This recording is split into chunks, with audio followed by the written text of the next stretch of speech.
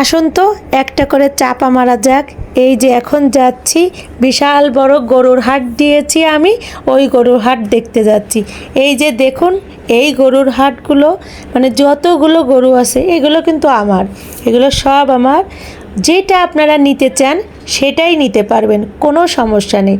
যার যার লাগবে গরু চলে আসতে পারেন আমার কাছে। যাই হোক, আসসালামু আলাইকুম, কেমন আছেন আপনারা সবাই? আমার চাপাটা কেমন লাগলো বললেন না তো? হ্যাঁ, মাঝে মাঝে না মনটাকে এইভাবে অনুভব করবেন, তাহলে মনটা অনেক বড় লাগবে। অত আমরা মন ছোট করে কেন থাকবো বলেন তো? যে আমাদের কিচ্ছু নাই, কেউ নাই, কেউ আমাদের কোনো অস্তিত্ব নাই, এগুলো কেন ভাববেন? এই যে রাস্তাতে আপনি হাঁটতেছেন না, যত বাড়িঘর দেখবেন মনে একটা ফিল নেবেন যে এই বাড়িঘরগুলো সব আমার, আমি সব ভাড়া দিয়ে দিছি। আর এই যে আমার বাড়ির সামনে দেখেন বিশাল বিশাল গরু। অবশ্য আমার রাস্তাঘাটে রাখার কোনো জায়গা নাই, বুঝছেন? মানে ওই রাস্তাঘাটে বলতেছি, অবশ্য ভুল হইল, চাপা মারতে গেলে দুই একটা ভুল হয়ে যায়, আপনারা ক্ষমার দৃষ্টিতে, অবশ্যই ক্ষমার দৃষ্টিতে দেখবেন। আর এই যে আমার বাড়িতে এত গরু রাখার জায়গা নাই, খামারে এত গরু রাখবো কিভাবে বলেন তো? এজন্য একটু বাহিরে রাখলাম। তো মানুষকে তো একটু দেখাইতেই হবে যে গরুগুলো আমার, কি বলেন? আর গরুগুলো কিন্তু দেখতেও মাশাল্লাহ। যাই হোক, আর কথা না বাড়াই, আমি আসলে কাজে যাচ্ছি। তো আমি আসলে চিন্তা করলাম যে ক্যামেরাটা অনই করে ফেলায়। হ্যাঁ, এতক্ষণ যারা আমার সাথে ছিলেন প্লিজ একটা লাইক দেবেন, কমেন্ট করবেন, সাবস্ক্রাইব করবেন এবং পাশে থাকবেন। আর যাই হোক, আমি একটা কাজে বের হয়ে গেছিলাম। তো অবশ্যই কাজে যাচ্ছি যখন, আমি কখনো গরুর হাটে আসিনি। আর ঢাকা শহরে তো গরুর হাটে যাওয়া লাগে না, রাস্তায় থাকে। তো এই সুযোগটা কাজে লাগিয়ে নিলাম। তাড়াহুড়া করে আপনার ভাইয়া বলতেছে তাড়াতাড়ি চলো, তাড়াতাড়ি চলো। এই দেখেন আপনার ভাই একটু দাঁড়াচ্ছে না, আর আমাকে তো ধমকের পর ধমক দিচ্ছে যে তুমি ভিডিও করার আর সময় পাচ্ছ না, এমনি কাজ।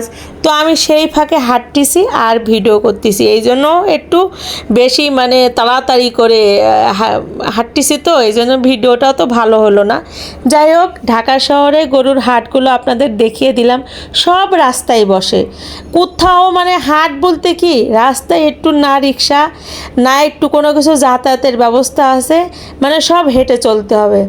আর এই দেখেন কত ফাঁকা, মানে সব বাড়িতে চলে গেছে এখন, রাস্তাঘাট অনেক ফাঁকা, কোনো জ্যাম নেই। অবশ্যই ঈদের সময় ঢাকা শহরে ঘুরতে অনেক ভালো লাগে। মাঝে মাঝে তো আমি আর আপনার ভাইয়া ঘুরি, কারণ জ্যাম না থাকলে না তখন ঘুরতে অনেক ভালো লাগে, বিশেষ করে রিক্সায়। ঢাকা শহরে রিক্সায় ঘুরতে অনেক ভালো লাগে। আর এই দেখেন, তার তো মনেই নেই যে আমি আসি।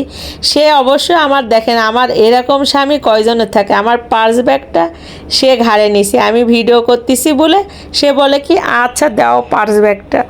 তো অবশ্যই ভালোই লাগে, এরকম দায়িত্ববান স্বামী পেলে কার না ভালো লাগে।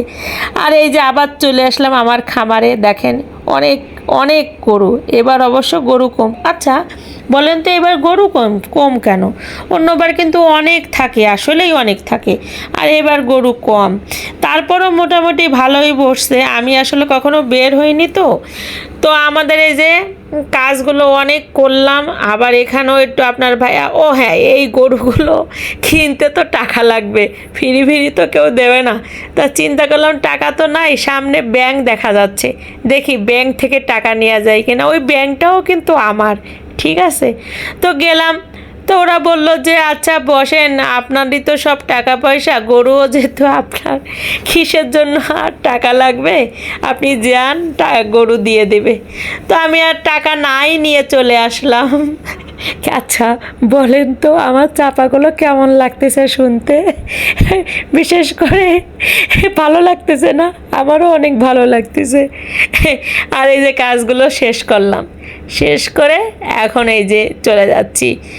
তো ভাবলাম যে আসার সময় যে দিক থেকে আসছি, যাওয়ার সময় অন্য দিক থেকে যাচ্ছি, যে রিক্সায় যাওয়া যায় কিনা ওদিকে। ও মা, যে দেখি ওদিকেও ব্লক, সব জায়গায় গরু, আমাদের হাঁটাটা বেশি লাগলো। যাই হোক, এই গরুটা কিন্তু মাশাল্লাহ অনেক বড়। তো আপনার ভাইয়া বলতেছে কি এই গরুর মাংস বলে অত মজা লাগে না, ছোট গরুর মাংস বলে মজা লাগে। আমি চিন্তা করলাম যে একটু গরুরে একটু হাত বুলাই। তো এই যে চলে আসলাম, এখন আমি ভয়ও পাচ্ছি। আপনার ভাইয়া বলতেছে কিচ্ছু বলবে না, তুমি যাও, তুমি যাই একটুখানি হাত দাও। কিন্তু আমার তো ভয় লাগতেছে যদি গোতা দেয়। আমি কিন্তু ছোটোবেলায় গরুর গোতা বহুত খেয়েছি, কারণ আমার দাদা গরু পালতো।